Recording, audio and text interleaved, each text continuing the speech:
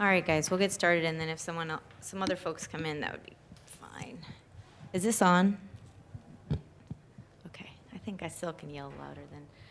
Okay, well, thanks for coming to our presentation. As you can see, the title of it is MOOCs as Collaborative Tools to Support Teacher Learning. And we're going to talk a little bit about how we went about designing a collaborative CMOOC, but a little bit about who we are first. My name is Sarah Rutherford Kwok, and I'm the Director of Academics and Research, as well as a lecturer at Stanford University. The name of our initiative, it's like a center, but it has more momentum, we're called an initiative, is Understanding Language. And so the focus of our initiative is basically this says our mission is this, but it's actually not. But our new mission is to assist teachers as they support all students. So this is K-12 teachers, so we're focused on K-12 teachers, but especially those teachers of English language learners or second language bilingual students in developing both content knowledge and language. We're very timely in that the Common Core State Standards, who knows about the Common Core State Standards? All right. I figured if you came to this presentation, you probably did. But for those of you that don't, the Common Core State Standards are rolled out, I think 2 years ago, last year? But they're really rolled out this year. And they are very language heavy in that they require students, all students, to really express their learning in the content areas in language. And so that is our focus of our center. And so my background, I've heard a lot of people at this conference say that they're an outsider, but I think that must not be true because if everyone says it. But I just wanted to give you a little background about what my training is in. I'm actually a linguistic anthropologist of education. And so I got my PhD at Stanford, and I work a lot. So I used to be a bilingual kindergarten teacher and then ended up going back to graduate school. And so a lot of the people that work at our organization no one was a MOOC expert, if there is such a thing as a MOOC expert, before we started this. And so the purpose of the MOOC was really, the MOOC was a means to an end. So we were by no means doing the MOOCs for MOOC's sake. We're doing them, as we'll talk about later, as tools for not just, mostly in-service teachers, K-12 teachers that are already in the classroom. So that's a little bit about me and the organization, and I'm going to let Xiaolin introduce yourself as well. So I'm Xiaolin Xie. I work on the technology part of our project. So like in the spring quarters, we actually have 4 courses at the same time, and I was the administrator for those 4 courses. And we can tell you that, well, if you have 4 courses together, you could still survive because we're still standing here. We're trying to figure out if anyone else did 4 at the same time. Barely survived. Yeah. Right? Okay. You want to say anything else? No. So that's a little bit about our organization background and what our purpose was in conducting these MOOCs. And then our presentation structure for today, we've been to a few of these, yesterday, both smaller ones and bigger ones, and it's a little bit, the 15 minutes and the 45 minutes is a little bit across the board in what people have done. What we're going to do is we're going to do 2 parts to the presentation. And the first part is we're going to talk about how we designed our MOOC for collaboration, our original MOOC, the pilot MOOC. And then we're going to stop and have you ask questions because we know that the way that, we're learning, we didn't know it at the time actually, that the way that we designed our MOOC is quite different than how a lot of MOOCs out there are designed. And so we anticipate or hope that there's going to be some clarification questions on how that actually happened. And then the second part, we're going to talk about was the MOOC successful? And how we define success, both how we did define it and how we're defining it as we move forward, or maybe how we should define it, both with respect to learning outcomes and collaboration. And we should tell you, well, I'll tell you in a second. Our first MOOC was, this was the title of it. So you can see where the linguistic anthropology of education comes in. It was Constructive Classroom Conversations, Mastering Language for the Common Core. And we were 3 instructors, myself and Kenji Hakuta, who's a professor at Stanford, and he's a psycholinguist. And then Jeff Sweers, he's a senior researcher at Stanford, and his specialty is teacher professional development and language in the content areas. And my specialty was, it's starting to become more MOOCs and language, but was discourse. And so Kenji came up to me and said, Sarah, I was a postdoc for Understanding Language, and he said, do you want to do a MOOC? And I said, what's a MOOC? And this is about 1.5 years ago. And so the MOOC, a lot of it came out of Jeff's work and my dissertation research. And we really did not know how to, like, we knew what MOOCs were, but we didn't know exactly the typical way to run a MOOC. And so we signed up for a bunch of them, and frankly, some of them were great, but some of them I wasn't that impressed with. And so the thing that, because we are, yesterday at the panel, how many of you were at the dinner at the, so a few of you heard this. The man from the UK talked about being a social constructivist. And so our organization is very much built on the idea that learning happens through discourse, it happens through discussion. And so an ex-MOOC didn't make a lot of sense for us at all. It wasn't in line with our values. It wasn't the way that we believe that learning happens best. And it particularly wasn't the way that we believe learning happens with teachers, who is our target audience. And so it was very important to us that we had a CMOOC, but just not just community. So this is the way that we define a CMOOC. And it's also kind of cute because our course is called Constructive Classroom Conversations. So we call it the CCC MOOC. So I keep hitting the down button, sorry. So in our case, the C part is the constructionist or constructivist, which I had to put in there because I know that both terms are used.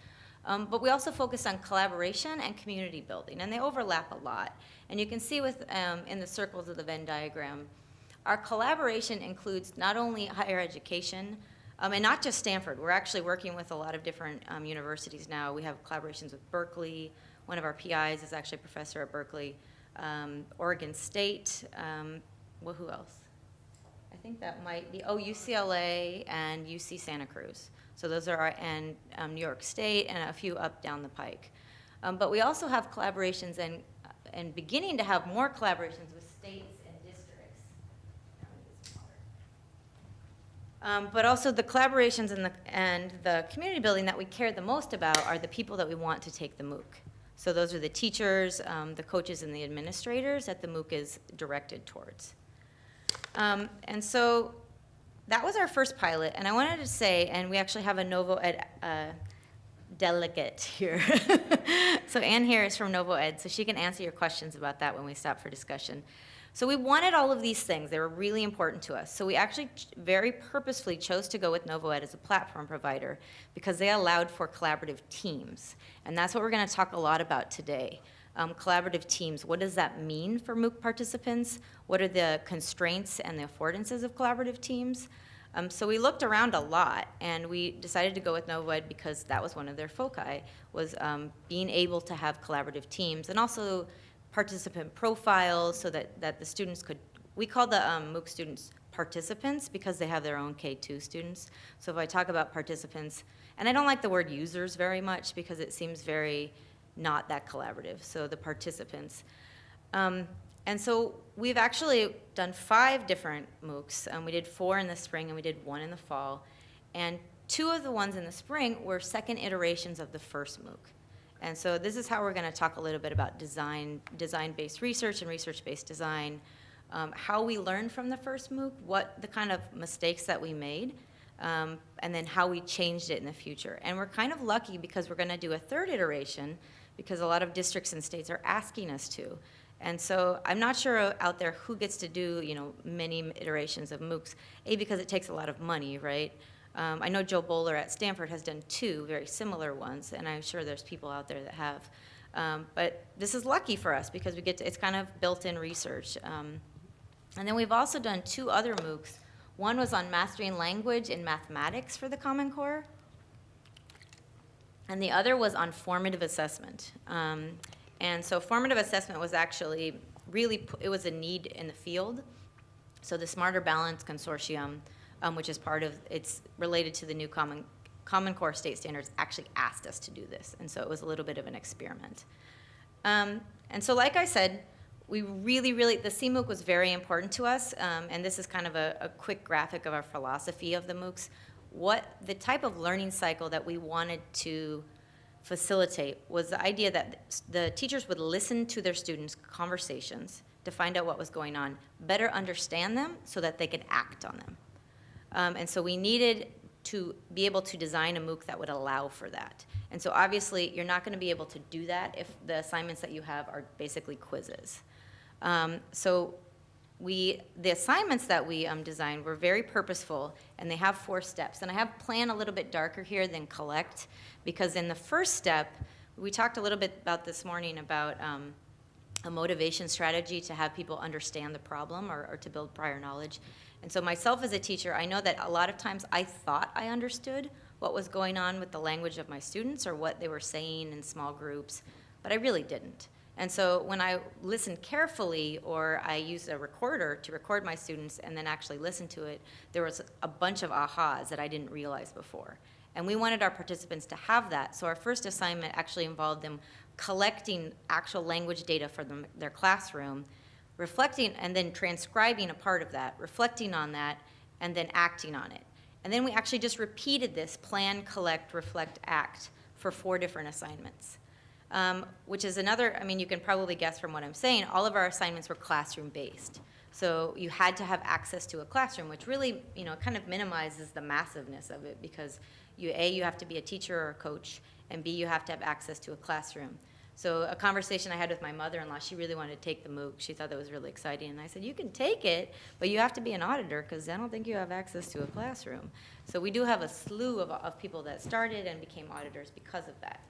So we knew it would be constraining, but it was also very important. It was important to the design of the MOOC.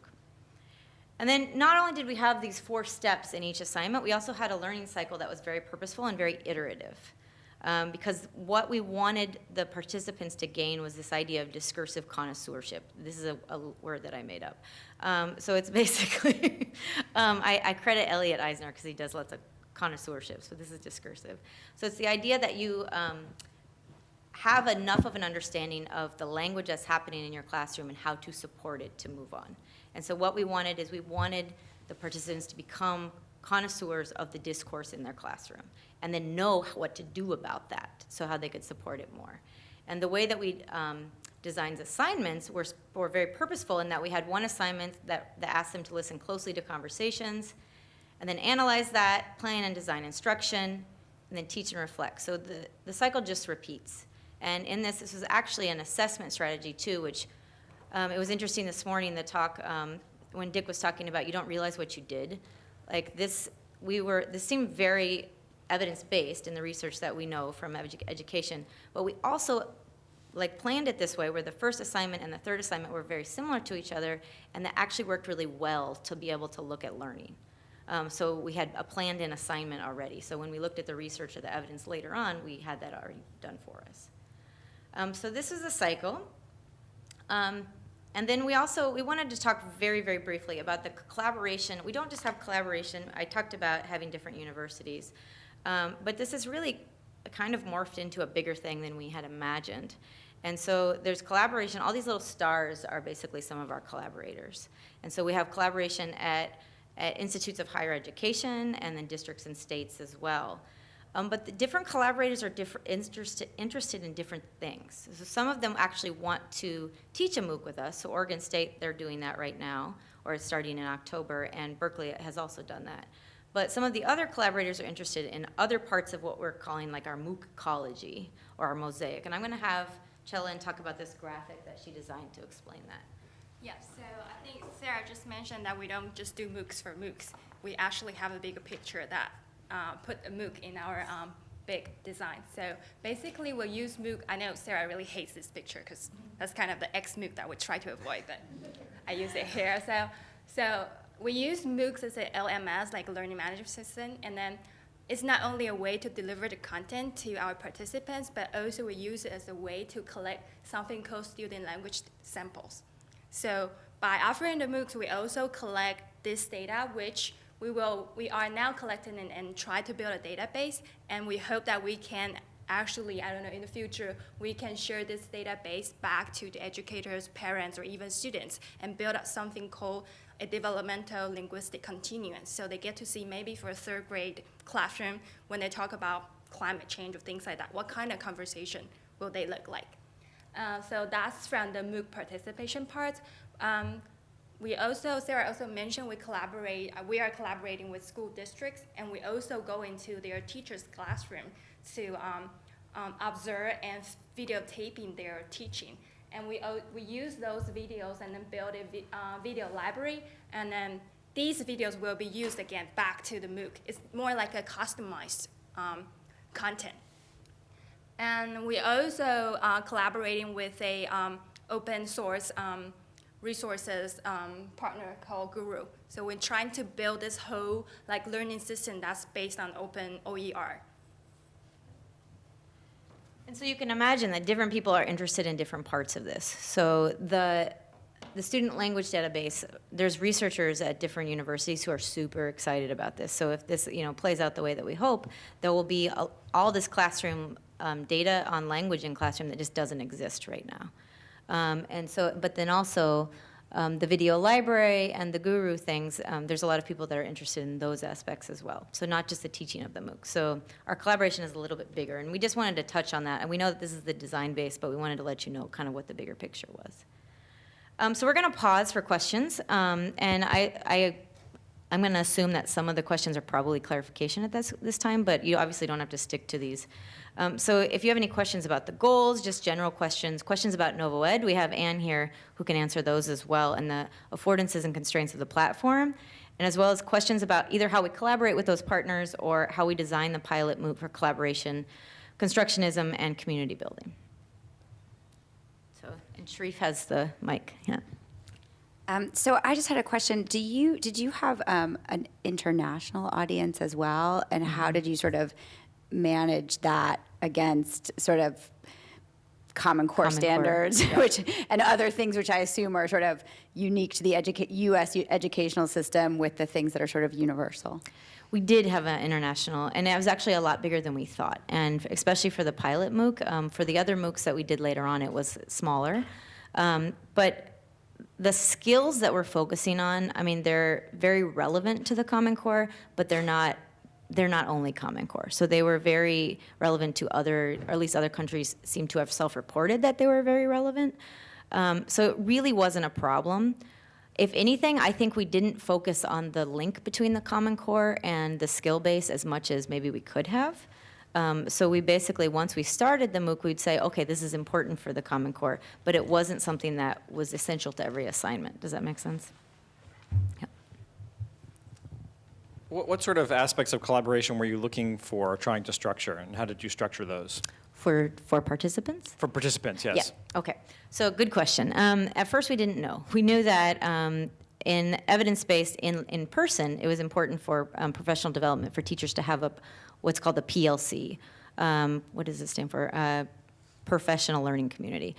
So we tried to kind of emulate that PLC. And what we wanted was them to be able to talk to someone about it. So we always use this story. So Kenji actually went to a conference, and there had people, it was in the South, and so there was tons of different districts, and there was a teacher there was actually, I think it was an administrator that came up to him and said, I have all these teachers, and it was in rural Tennessee, that are the only person in their district or school, and they have all the English learners in their classroom. So they do not have any other peers to talk to about this, and they don't have access to high-quality professional development because it's not a priority for the school district. And so what we wanted is we wanted to be able to at least create a smaller community for those people so that they could talk about it and that they could have colleagues who are in similar situations.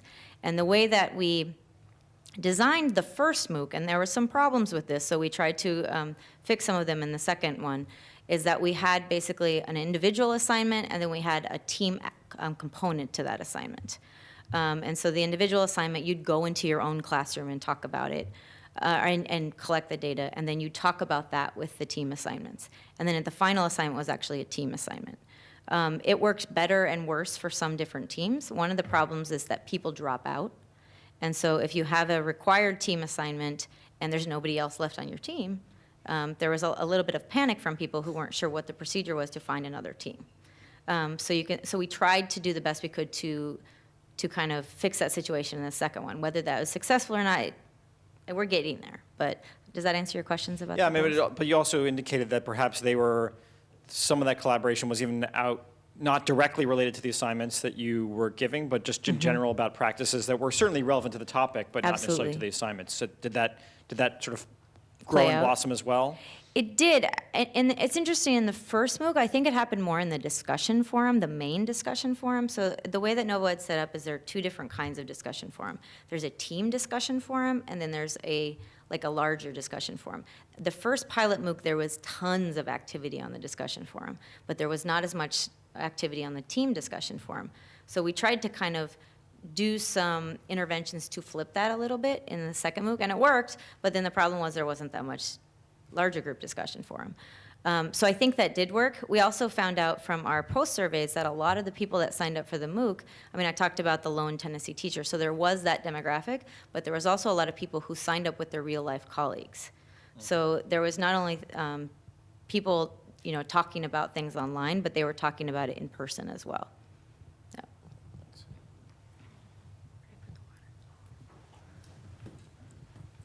Hi. Much of the questions that I had in my mind, you've probably answered already, but I just want to reiterate just for myself. The activities and the launching of the collaborative program that you conducted here, how was it facilitated when it became a critical mass in terms of the number of people participating? And what was the incentive they had to participate and to complete, other than some of them are required? Yeah. And the third one is basically, was digital badge used in this entire process? Digital badge was not used. That's the Okay, easiest all right, thing to answer. And then the second question, you might have to repeat the first, but Okay, the first is, how was it facilitated? I mean, did you personally facilitate it, or if the population of the users, okay, I don't want to use the facilitate word. the team formation? Team formation, as well as to maintain and sustain. Yep. Okay, let's have Anne talk about the team formation because she's the expert on it, and then I'll talk about how we maintained it. But while she's getting the mic, I'll tell you about the second one, people's motivation. What was the incentive? Yeah, so there actually was, this was kind of organic because we didn't talk to districts ahead of time about this. But what happened in a lot of cases is that district administrators found out about this MOOC and they offered professional development credit for their teachers. And so our attrition rate was pretty good. But also we actually had a big international presence as well. And a lot of people finished it internationally. So I don't know what those, but what I do know about is that Sacramento, for example, gave professional development credit. Palo Alto, where we are, did as well. There's a couple districts in Maryland that did. So it just happened organically, but it did help a lot with attrition. And then follow up, with what you based on the response.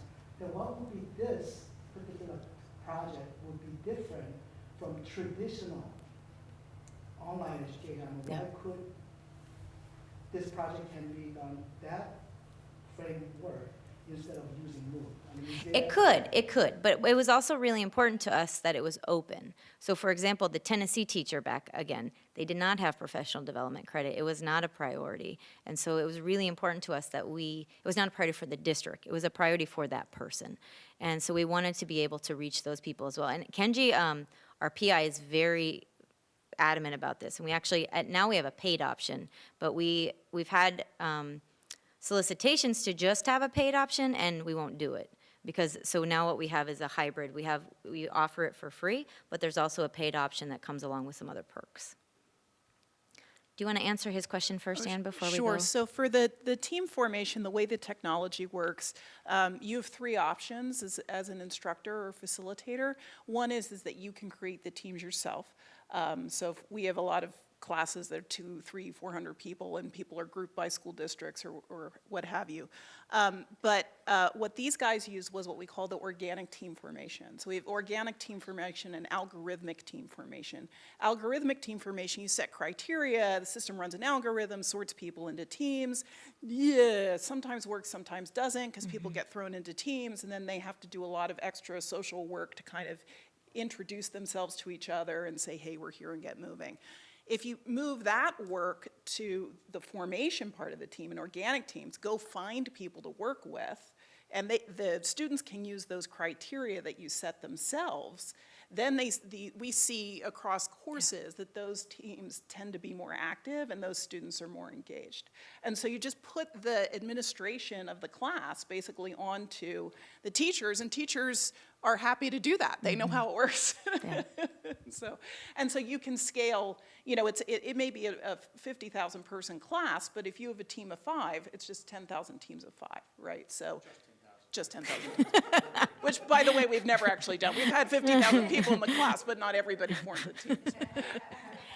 And we did the organic teams.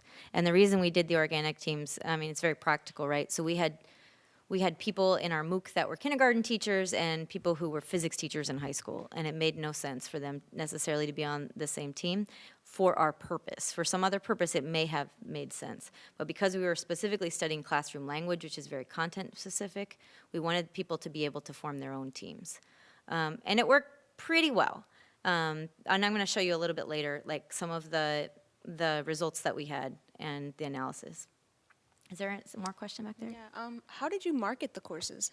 That's good. It's pretty ad hoc. In our world, and our world is starting to become the MOOC world, but it has been the language in the K-12 world. Understanding language has a big presence, and so in districts and schools, and it's very lucky that it did, because we didn't market it very much. So Novo Ed marketed it on their site, Stanford marketed it, which is also a big presence, but as far as us going out and kind of finding people to be in it or being more strategic about it, we weren't super strategic about it. And so I think we kind of lucked out the first round. Because we're doing several iterations of it, we're gonna have to market it more. Because once you do the same content more than one time, you're going to have this excited group of people the first time who check Stanford Online, but we want to reach the people that are not checking Stanford Online. And so we are in the process of figuring out how to do that. And I think because our target audience is teachers, the way that we're going to market it is through districts and states. And there's one over here when you're done. It's okay. You can go first. Yeah. Okay. First of all, I want to say I'm really excited about this because I'm also interested in training teachers and doing professional development through MOOCs. I guess a couple of questions I had were on size. How big was it? And how did you manage? Because I know you were talking about how it was kind of crazy with 4, but. Yeah. Was it? The enrollment for the pilot was about 9,000. Yeah. And then there were about 2,000 people who were actually active throughout the course. And then for the spring courses, I think each course is about 2,000 people. Yep. And then was it just you all? Or was it just you all? Then? Just you Yeah, two? so no, not just us two. So us two and our team, we are lucky in the way that, so this morning when Dick was talking about, you need a team of folks. So our team has a fairly diverse, I think we need some more people still. But we basically, the instructors and Chelin and TA, Diego Roman, who's now an assistant professor at TCU, we met every week for 4 hours a week. And so we were very intense, and then now as we've gotten bigger, we've hired, more people to help us, psychometricians and things like that. But it was the first time around, I mean, it was kind of like a startup, right? So. And then my second big question was I guess maybe you'll get into this, but how did the participants took it during the semester, during the class? Yeah. And what were their experiences? Did they have trouble staying on? And was it interesting? I mean, I'm trying to understand that part. No, it's a great question. It's very relevant. So it's especially a great question because our assignments were difficult. I mean, they weren't doing, like I said, they weren't online quizzes or multiple choice questions. You had to get in your class and do it and take the extra time to do that. So we did have, in our post-survey, we definitely had people drop out because they didn't have time for it. But the good thing is the people that did stay really prioritized it, and we think that they learned a lot from it. But moving forward, we're trying to find a way to streamline some of the assignments so that maybe some of the extraneous material that might be repetitive in some ways we pull out or something like that, but to keep the flavor of that and the main gist of the assignments. So you mentioned kind of stumbling into the professional continuing credit and districts actually giving teachers credit. We did. Which is great and fascinating. I'm curious this second time around if that's part of the design in thinking A, marketing, but also B, the design to say, X, Y, Z districts will take credit for X hours. And if you're starting to factor that in, and how are you doing it? I guess, what are those conversations? Yeah, no, we're doing it from various angles. And so we actually have, for the second course, we had a paid option. And so what the paid option bought you, which we're going to redesigned for the third option, the third course, because I think some of it worked, some of it didn't, is that the paid option bought you basically a document that said how many professional development hours it was equivalent to. And it also, it's called a record of completion. So you get a free statement of accomplishment from NovoEd when you finish it. If you go for the paid option, you get a record of completion from Stanford Graduate School of Education.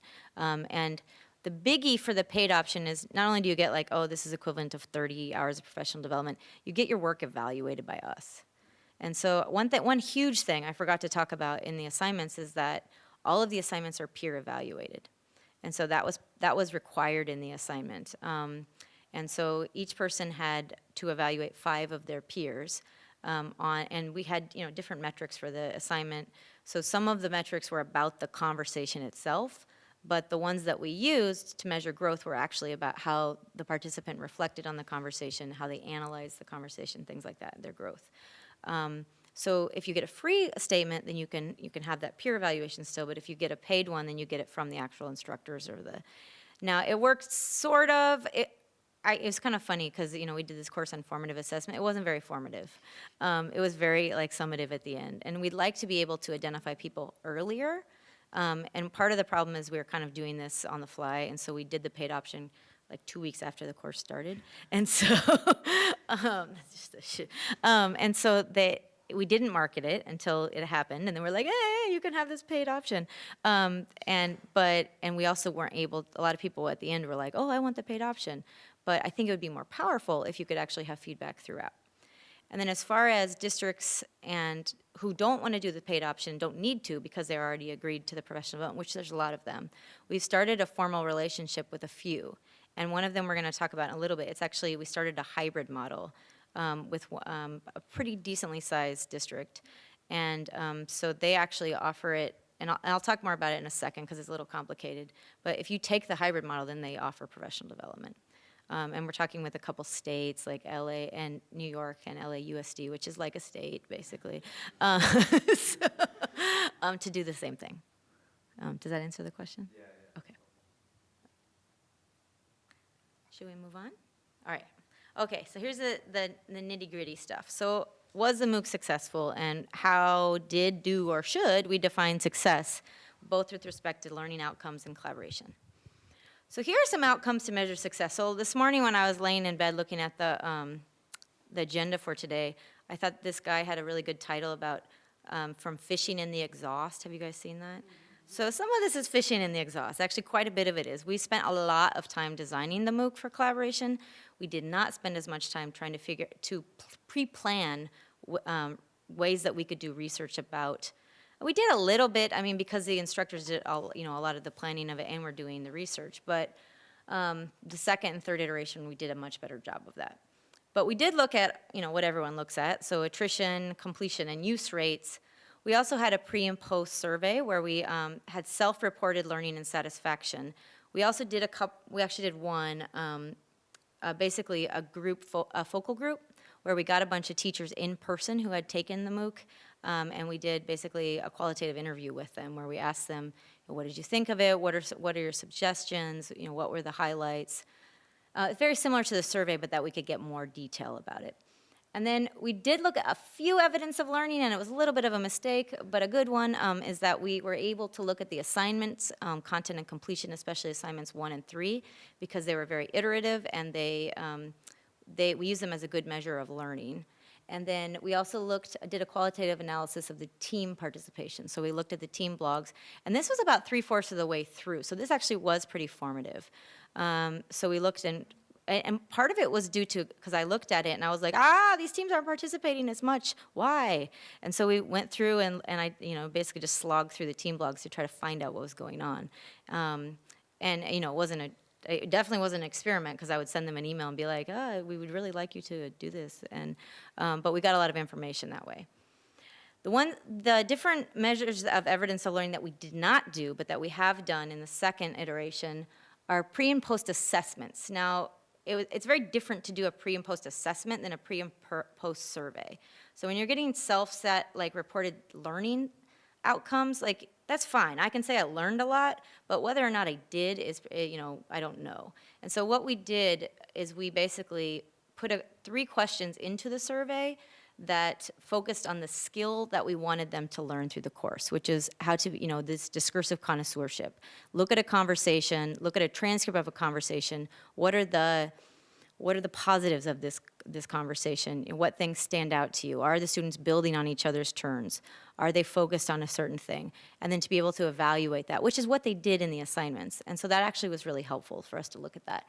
And then on-the-ground classroom observations. And so we didn't do a lot of these, as you can see, we were pretty busy. But the district that we partnered with was able to do this, and they were able to videotape the hybrid participants. And so we actually haven't analyzed them yet, but we're trying to for the second one, because they were actually able to videotape the participants as they're going through the MOOCs. And so we can actually, what we want to do, which is very difficult, is to eventually look at the student learning outcome measures. And I don't mean standardized tests. I mean, is the skill that we are focusing on, the conversation skills, are they actually happening in the classroom?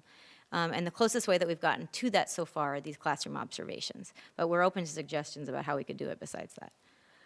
And so here's our completion rate for the first course.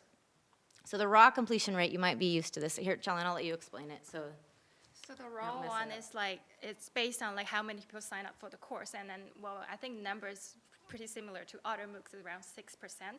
But then there's also the actual completion rate, which is respect to people who finished the first assignment. And then the rate is about 26%.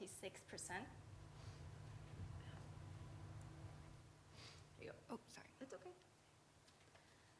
But teams and completion. So this was interesting, right? So we did some analysis, and we found that being on a team was highly correlated with completing the course, like crazily highly correlated. That is not surprising, because we basically said you need to be on a team.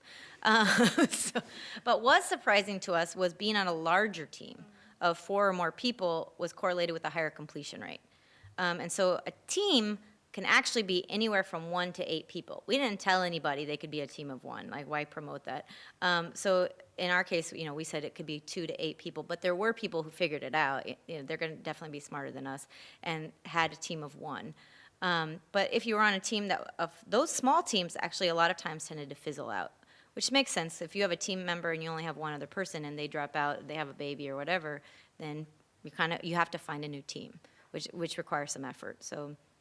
But also, and Novoed knew this, but we didn't realize it as much, but it became really, really clear to us that this team lead was super, super important. So that you needed an active team lead. So when you sign up and you do the organic teams, the first person that signs up or starts a team is the team lead. Sometimes they don't realize that they're the team lead. A lot of times they don't realize. So for the second course, we made that more explicit. We made that explicit what the role of the team lead would be. And Anne's going to add something to this so that I... No, I'm going to say that because we are a small team, and especially when you guys ran the MOOC, we were even smaller. Because of this finding, we actually changed the UX and the UI for teams, so that now when you decide to start a team, you're like messaged, you are a team lead. Yeah. Here are your responsibilities. If you choose not to accept them, it's like the exit row in the airplane, right? So we'll see how that works. Yeah, but no. it was thanks to the work these guys were doing. And then so some self-reported analytics that we thought were interesting. The learning analytics were really positive, actually. So the self-reported learning analytics, so at least 86%, like a big majority, were at least satisfied, and a lot of those were like very well satisfied with what they learned in the course about the specific topic. But more important to us was that 76% felt at least prepared to go and change instructional practice in their classroom. So, which is great. I mean, that's the ideal. Like, if I could, I mean, now whether or not that actually happens, that's something that we need to look at. But this is a great result for us. We were happy with it. But our team results were really interesting, right? So teams were highly correlated with completion, and if you were on a bigger team with more people, you actually had a much better chance of completing. But a lot of people were confused about teams. So 38, and also before I talk about that, it was very interesting to us that 38% chose teams that included their real life colleagues. So that was kind of an aha for us that this was already happening and we maybe needed to do something about that. But then 30% thought that team aspect was not really effective or not at all effective. And they had various suggestions on how to change the team aspect.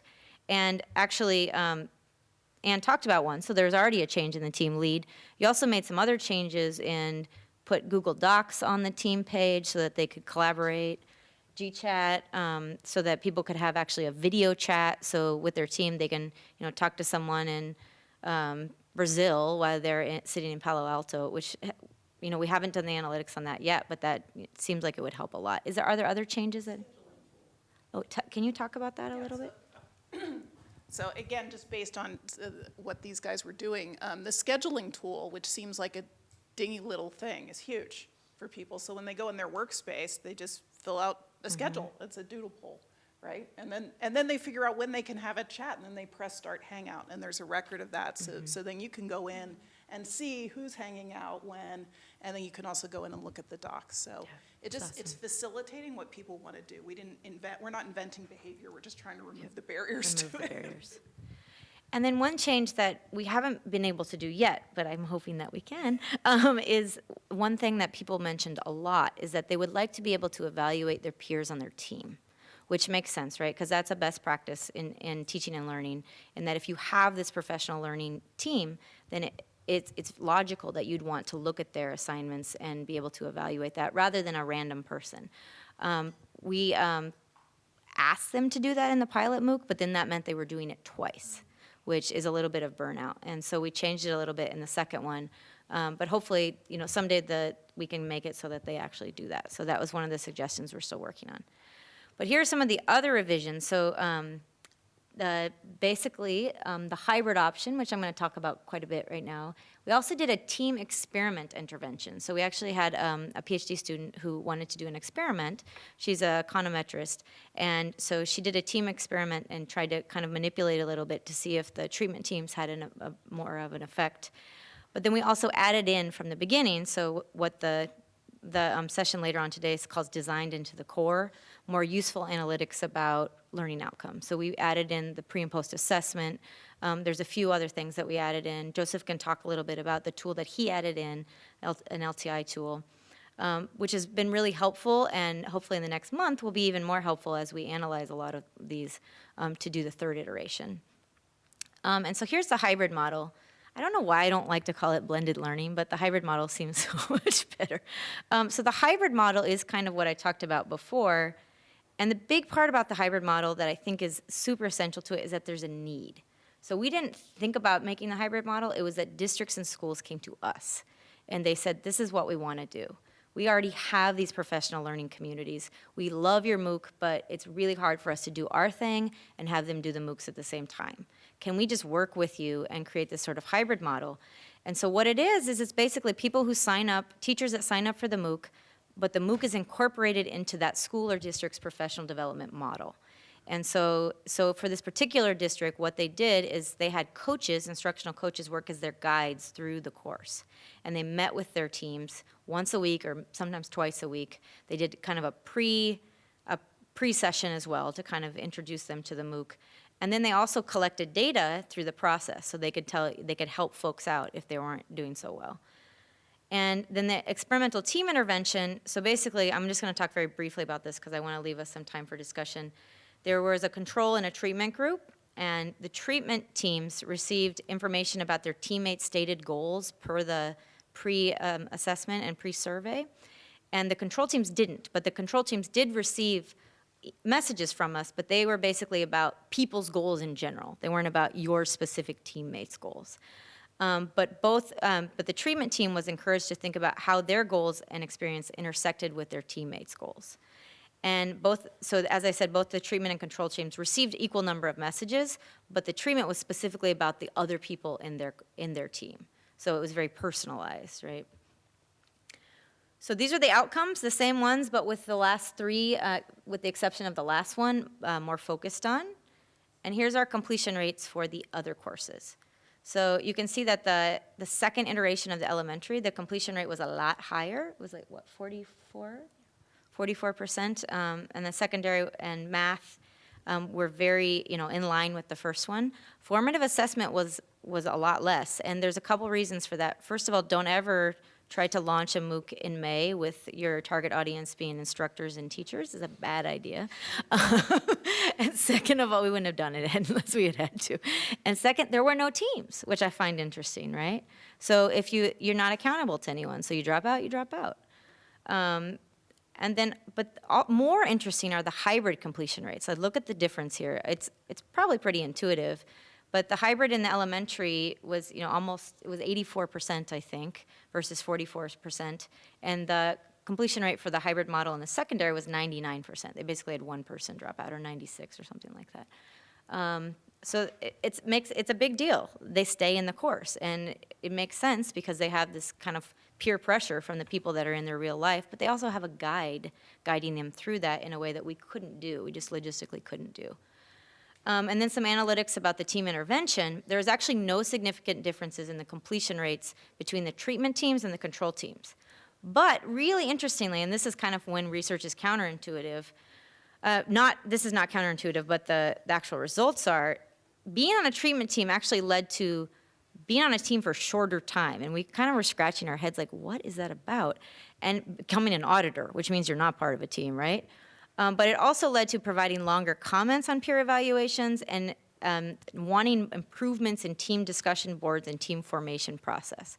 And so the conclusion that we're making about this is actually probably a good thing, because being on the treatment team actually makes you more aware of the importance of the team and your role in a team. So if you can't hack it, you get your team members' goals, right? And if you're not hacking it, you feel guilty and you become an auditor. Whereas if you're if you're in the control, these goals are just kind of randomized. They're not personalized to the people that are actually there. And we actually had a similar result between the hybrid. So the hybrid, overall, there's been significant growth in learning outcomes. So between assignment 1 and assignment 3, and growth between the pre-assessments and the post-assessments, which is great. That's what we want. But interestingly, there wasn't significant growth between the hybrid model and the non-hybrid model in the learning outcomes, the measures that we use for learning outcomes. We haven't looked at the classroom data yet, the classroom observations, so maybe that will be different. But we thought it was interesting that the hybrid participants were more likely to say that they have not yet attained discursive connoisseurship, that they need more, they need to know more. And so we kind of scratched our head about that for a while. And then I was like, oh, it's like being a PhD student. So you go in, so I did, a master's, and I thought that I knew a lot. And then I go into my PhD program, I hit year 3, and I'm like, I don't know anything. And we think that that's what's happening with these hybrid folks, is that they start to realize that there's overconfidence and underconfidence, right? So they start to realize the folks in the online version may be a little overconfident. This maybe is not as simple as we thought. And this is something that we need to check in with our district partners to see if this is the conclusion that they're coming to as well. So I actually take this as maybe a good thing, because it's building an awareness. And then our current work and our next steps is that we're doing qualitative analysis. Chalin and another member of our team, Lisa, are doing some qualitative analysis of team blog data. So they're looking through the team blogs. Remember how I said the discussion boards were really heavy in the first one, and the team blogs were really heavy in the second one? So they're doing a more systematic look through that, where they look through it and find different codes, and then we use them. And then we're also doing qualitative and quantitative analysis of the hybrid participant data. So this is the classroom observations. These are the surveys that the district actually gave. So they gave like satisfaction surveys as well, which I thought was very helpful. And then the big thing is we're redesigning the 3rd iteration of the CCC MOOCs, and that requires a lot of things. For the 2nd iteration, we didn't change the assignments. We didn't change the assignment structure or anything like that, basically because we didn't have time. And so for the 3rd iteration, we're trying to. So we're making changes to the assignments. We're always making changes to the team. And we're making changes to the discussion board and different types of hybrid models. So for the next iteration, we're actually going to work with 2 districts. And they have different ways of doing. One's a huge district, one's like a medium-sized district. The medium-sized district has more capacity to, they can hold the hands a little bit better. So we'll see how that works. So we just wanted to, I know that we have about 10 more minutes left. We wanted to open up for discussion questions again about questions about how we defined and measured collaboration and success, how we redesigned the 2nd iteration, or maybe how we are thinking about or should redesign the 3rd iteration. Ways you've defined success that maybe we're not considering. And then this biggie, how to get at classroom application besides observations in the classroom. So my background is I do a lot of classroom conversation analysis in classrooms, so video analysis. But I also think that we really need to get at the students as well. So yeah, we'll open it up. I keep putting my cursor down. I don't. So I'm thinking about scale and if you're working with big school districts and wondering how you analyze video, like what grad school massive army have you amassed in We have Stanford? amassed a grad school massive army. That's Is that how it's Yeah. that's processed in TAG right now in terms of? No, it's not process and tag. We're actually working on a different video project, so it's going to be process and tag after that one's done. I don't know how we're going to go about analyzing. We've got some funds. We're working with, is it not Teaching Channel, the other one, Mark? Teachscape. And so they basically are designing a video library for us so that we can use that video library not only for the classroom videos, but we can use the videos that we're using for this research. And they may overlap, right? So we may have, the school district gives us some videos and we can use them in a future MOOC, but we can also use them to look at whether or not this MOOC was successful. I see. And so those will be, bagged and tagged in the video library and it's being set up, so it should be done in a couple weeks. Okay, and just a follow-up question for the teachers that were looking for credit from the district that you said that we as Stanford Ed School would do the analysis of your work. How many students? It wasn't very many. How many total was that? I'm just curious. Do you know? It was like 20. Okay. Yeah, it was, and part of it was the way that we marketed it. But part of it was not as much distinction between the paid option and the free option. I mean, that's a big part. So we're trying to rethink, like, what can we offer with the paid option that is more appealing to folks? Gotcha. So we're doing some brainstorming on that. But as far as who will do the analysis, we have a bunch of TAs who will do that, too. Cool. Yeah, good questions.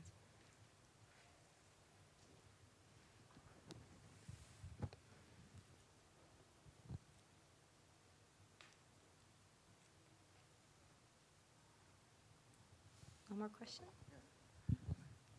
I guess a little logistically question. So you have hybrid models and you have non-hybrid models, but were they in the same course? So you had basically one session sort of running, and all of these different schools were using the same course. Yep, so they were in the same course, and basically, we customized the course for that district as far as the scheduling goes. So they, Okay. they wanted it at a certain time. They wanted 3 weeks between each session instead of 2. And so we customized it that way. We didn't have video from that district. We had California video, which is a different demographic of students, but we did the best we could. But we opened it up to everyone. And so there wasn't a whole lot of changes to the actual, the content you offer on the platform itself. And so then other people could take it as well. I guess my real question is that, so based on what district I was from, I would see different content. And then NovoEd is providing that, has that capability. Yeah, we try and make everything as customizable as possible for the instructors. So they just say, we want to do this, and Charlotte writes an email, and Brendan or I write back and say, here's how you do it. Awesome. Okay, yeah. So right now, like I do a similar thing with my PI on computer science education at Berkeley, and we're using edX, and it doesn't quite have that functionality at this time, right? So like that's why I thought it was really cool, because what we don't We have checked it that out, it doesn't. exactly. But it seems like what I'm trying to accomplish is similar. Like we're talking to different districts, and but I guess NovoEd has that functionality to really customize what it looks like, which is awesome. Yeah, but I mean, as far as the videos go, like the videos are similar, they are the same for the district and the hybrid participants and the other folks. But other content can be, but we could, I assume, You just customize that cloned- as well. We just cloned it, so just to get, do you don't mind if I get No, more that's fine. technical for a sec? So, so we just cloned the course, we cloned the existing course for them just to save time. And then but it's easy, they could have taken down videos and put stuff up. The school districts could, Yeah. it's so intuitive to load a video that you can just do it with a touch of a I button. guess So you they do- could customize their own Do you have content. different clones then for different districts, or what? No, so that's what, we don't have different clones for different districts. We could, but because of this first one, we didn't want to, overwhelm ourselves, we didn't. And so so if you're in the hybrid model, you see the same videos as if you're in the non-hybrid model. Does that make sense? But they have people working with them, every week. So if they wanted to customize it in a certain way, they have TA access that they could do that. Okay, and it would look different only for the people in the hybrid model, The actual physical, like the actual. Anne is probably better to answer Yeah. that. Okay. I guess more question. Yeah. So we have I'm going to step back and use another example that I think might be more clear because now it's kind of muddy. Yeah. We're launching with the Carnegie Foundation the Pathways math courses, and we're rolling out 250 community college classrooms. They are hybrid courses. There is one master course. It's cloned. Instructors in those classrooms can modify it. Carnegie doesn't necessarily want them to modify it because then there are data issues, but that's different from what these guys are doing. So what these guys did, which is I think what you were thinking of was that first model, what these guys did was they had a clone of the course. People could come in and use that, but they could make modifications, upload videos, but those changes would be seen by everyone who was enrolled in the course. So they were using like a master, even though that master was a clone. So if you sign in and you're hybrid, you see the same thing as someone Right. who's Okay, that helps. back there.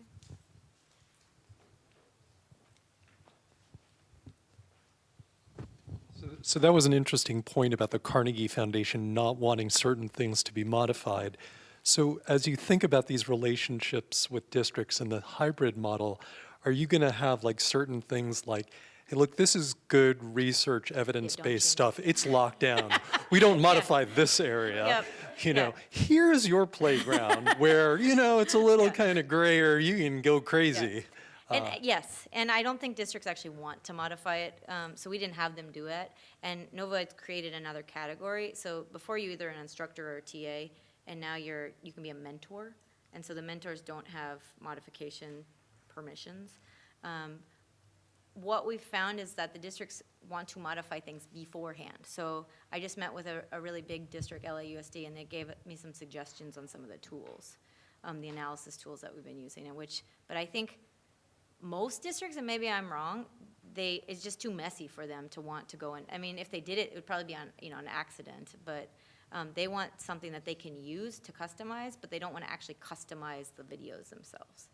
And I think, like, for the change we did actually for the second iteration, the change we made for districts is mainly on the readings. There are some readings that's specific to their states or district that they want to include in the course. And also, when we talk about the videos, I think here we are actually talking about classroom videos, because we have classroom video demonstrate how students use language to demonstrate their learning. So that thing, that's about the student population thing. So it will be more helpful if it's more relative to their school district. So that's the thing we are trying to customize. But for the master content, I think they will stay the same. I should say also that we had no videos at all where it was like an instructor just sitting and talking. And I should have said that at the beginning of the course, but we do have, content videos, and what we did is we basically made screencasts where we narrate some of the graphics and, let them read through. So we have a couple screencasts each session, and then we actually had teacher panels and higher ed panels, and then classroom videos, and those were what the majority. And what else? Also interviews. And interviews. So we would interview, I guess that's close to as a talking head as we get. So we'd interview, for example, Margaret Heritage, who is a formative assessment guru, so we interviewed her. Any more? Joseph, do you want to talk a little bit about the tool that you put into the second course, so we can, you're better to talk about it than me. Okay. Yeah, maybe I? Yeah. You should introduce yourself, too. So I'm Joseph Williams. Can you hear me fine like this? I was a postdoc in Stanford's Office for Online Learning and Open Learning Initiative with Candace Hill.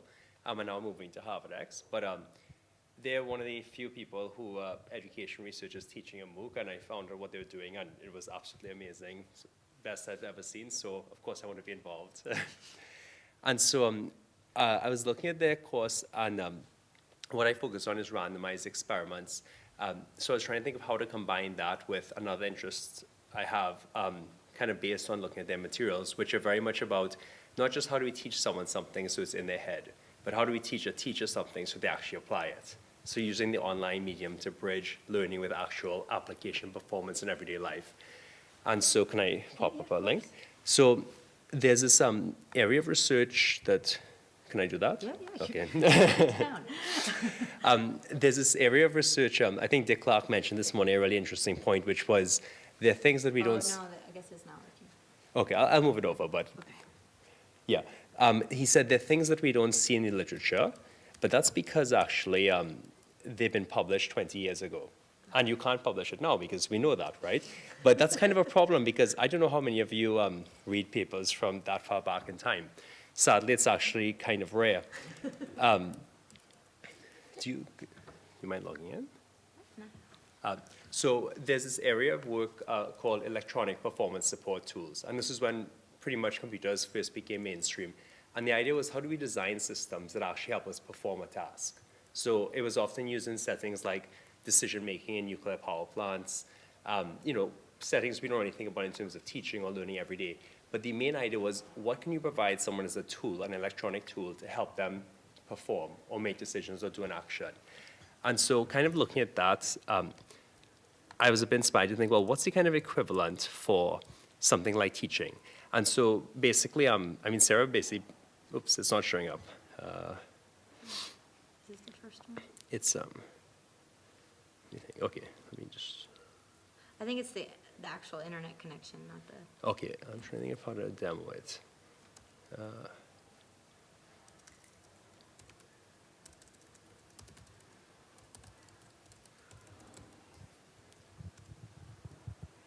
Okay, so basically, so Sarah built this tool which was, could you explain what it was for the MRAT? So I'll just sign basically, the it by the MRAT. time. So one thing I forgot to talk about in the assignments is that, so they got in their classroom and did these observations and these analysis, and the analysis was based around a particular analytic tool that we created. And so for the first course, it was a conversation analysis tool. So a lot of times when we ask teachers to go look at language, their first, it's what everyone does. Their first thing they do is look at grammar or pronunciation, and we really did not want that. So we wanted people to look at how students were using language for the content areas. And so we created, for different courses, different tools. So that was the conversation analysis tool. For the math course, it was a math reasoning analysis tool. So how students were using language to express their reasoning. And so we call it the MRAT. So there's the cat, the rat, the WAT, and the MRAT, which we may have to change because now we have a mathematical argumentation tool, and it doesn't really lend itself. It can't say a mat.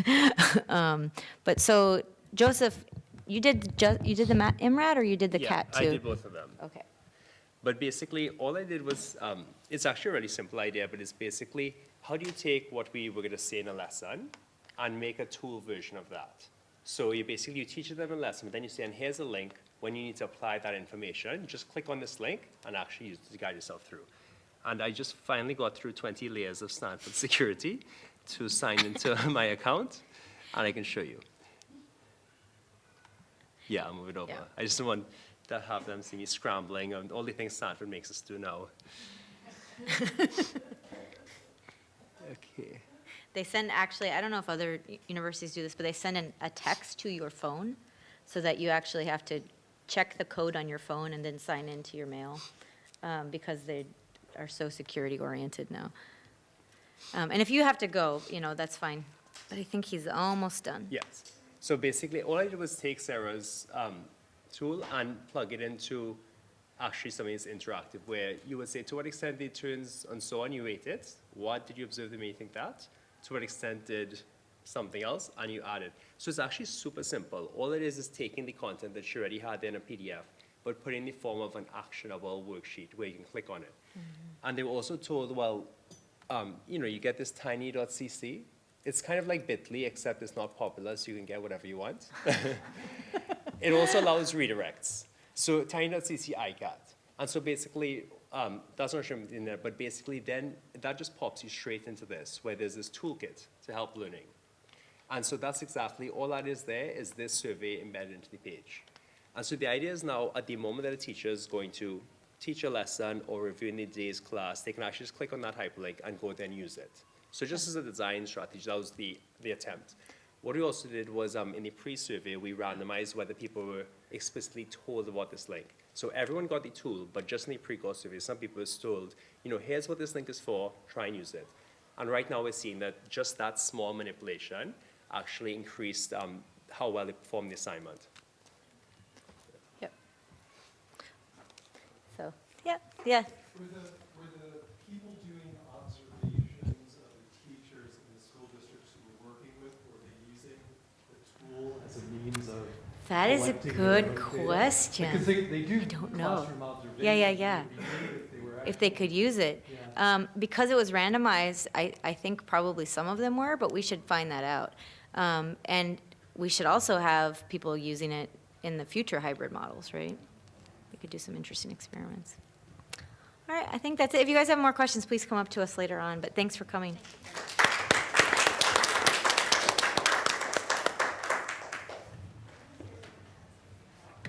Okay. Yeah, both of them are. I couldn't find it.